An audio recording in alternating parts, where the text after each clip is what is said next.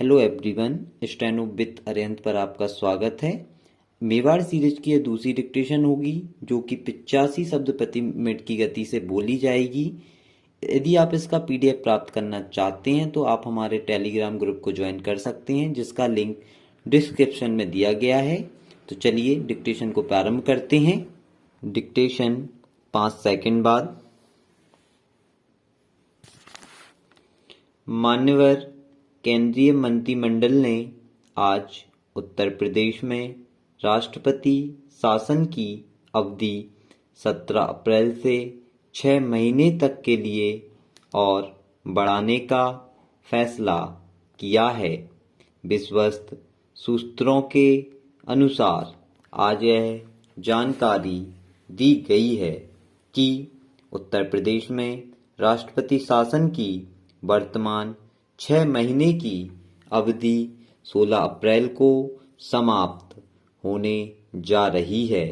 उच्चतम न्यायालय में यह मामला लंबित है, इसलिए इस मामले को ध्यान में रखते हुए मंत्रिमंडल ने यह फैसला किया है।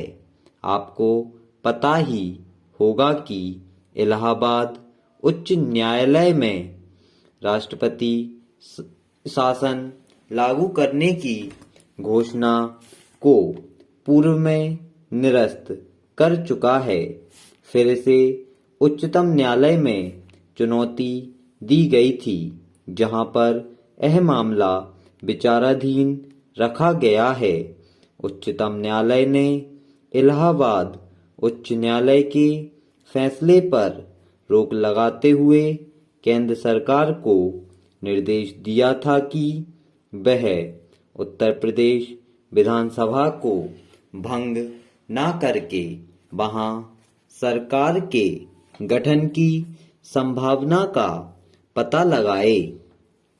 उत्तर प्रदेश में राष्ट्रपति शासन की अवधि बढ़ाने का प्रस्ताव कल सदन में पेश किया जा सकता है और यह बड़े खेद की बात है कि संसद का सत्र 20 मार्च से 1 महीने के लिए स्थगित होने जा रहा है।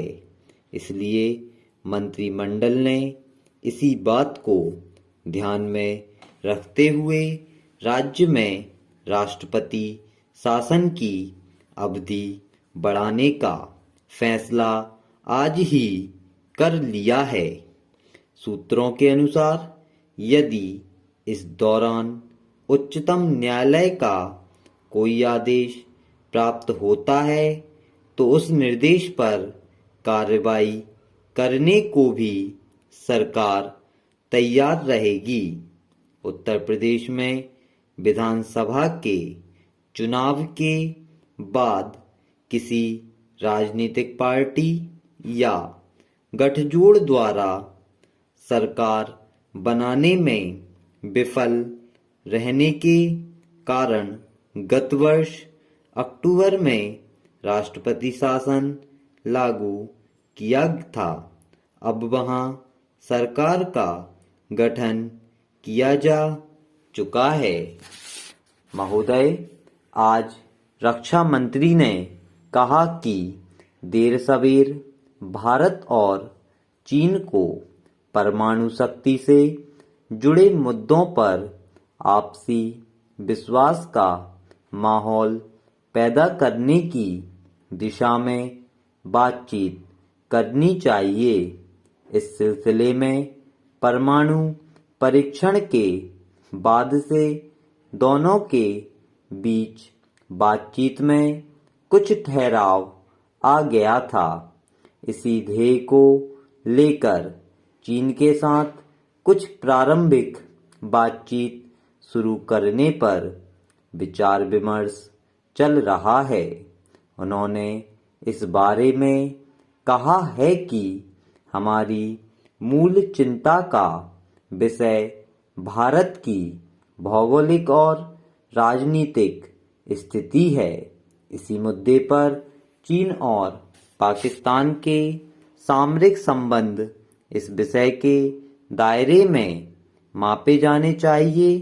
भारत और पाकिस्तान के बीच हुई वार्ता लंबी खिंच जाने से हमको निराश होने की जरूरत नहीं है, बल्कि दोनों पक्षों की ओर से बातचीत शुरू किया जाना एकमात्र सराहनीय कदम होगा।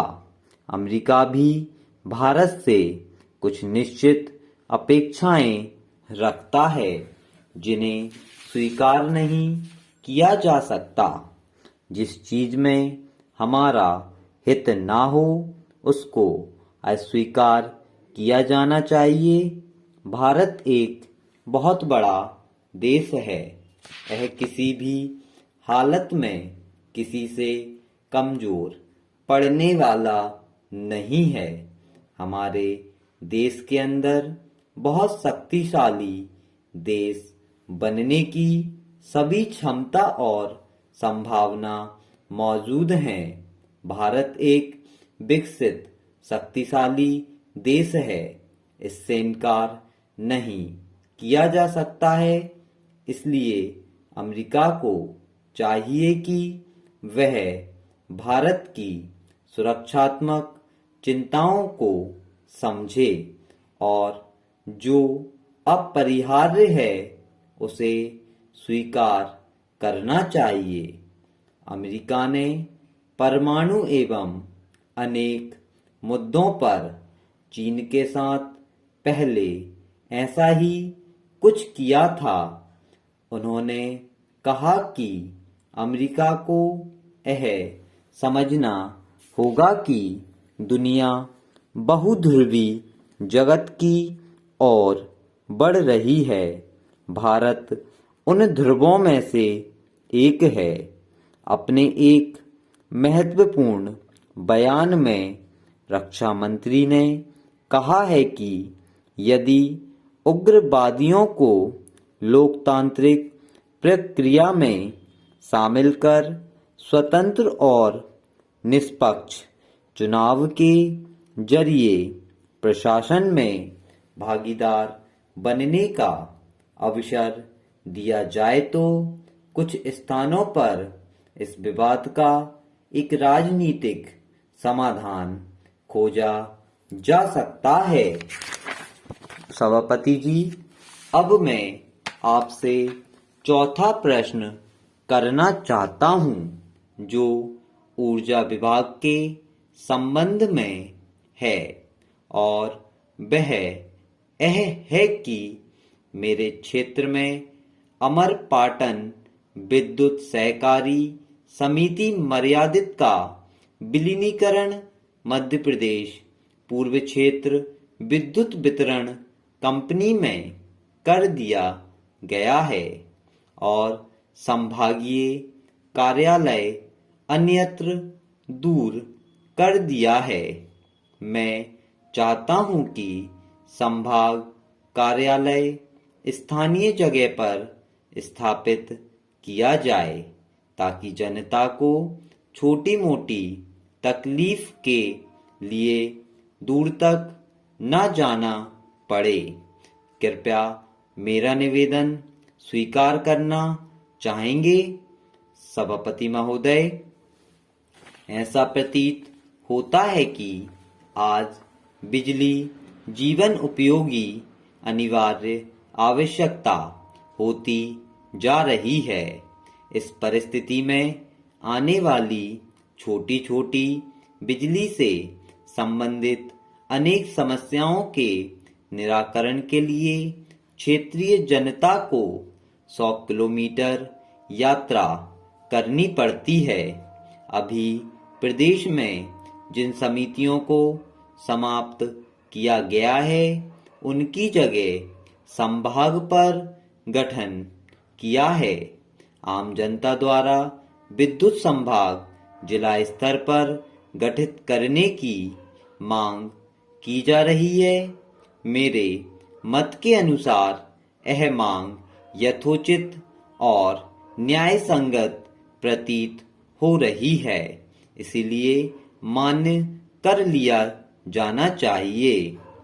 माननीय सभापति महोदय, मेरा 5वां सवाल यह है कि मेरी क्षेत्रीय तहसील के अंतर्गत सुबह 7 बजे गांव के समीप नाले से मिट्टी खोदने गए थे, जहां पर खदान धसकने के कारण मिट्टी में दबने से एक साथ एक ही परिवार के 3 लोग दर्दनाक मौत का शिकार हो गए थे। मृतक के परिवार में पत्नी एवं छोटे बच्चे शेष बचे हैं और आजीविका हेतु थोड़ी सी मात्र 6 बीघा बिहड़ी जमीन होने के कारण उनके समक्ष रोजी रोटी का संकट उत्पन्न हो गया है। इस दर्दनाक हादसे से आसपास के क्षेत्र में चारों ओर भय का वातावरण निर्मित है, परंतु स्थानीय प्रशासन का जिम्मेदार अधिकारी घटनास्थल पर नहीं पहुंचा और न ही जिला प्रशासन शासन ने मृतक पर आश्रित रहने वाले परिवार को किसी भी प्रकार की कोई आर्थिक सहायता मुआवजा उपलब्ध कराया है। मैं शासन से गुजारिश करता हूं कि इस ओर ध्यान देकर पीड़ित परिवार को आर्थिक सहायता दी जाए तो मुझे बड़ी प्रसन्नता होगी। स्टॉप। आपको डिक्टेशन कैसी लगी? Please let me know in the comment section. Thank you.